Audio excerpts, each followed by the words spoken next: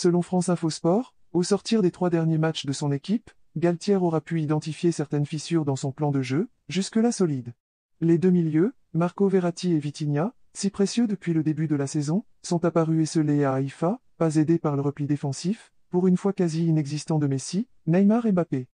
L'entraîneur français a également identifié, en conférence de presse, l'une des raisons des difficultés défensives du PSG hier soir. Je reviendrai sur la manière dont on doit être organisé pour éviter de prendre des vagues.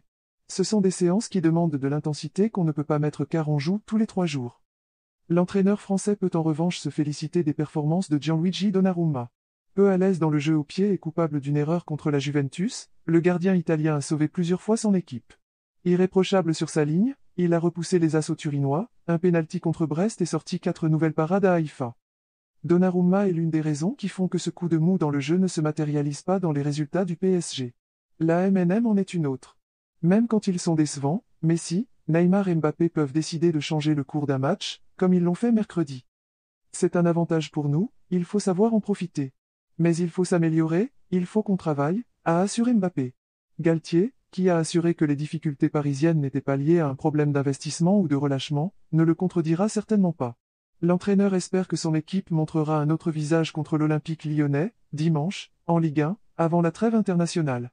Pour prolonger un peu plus la lune de miel.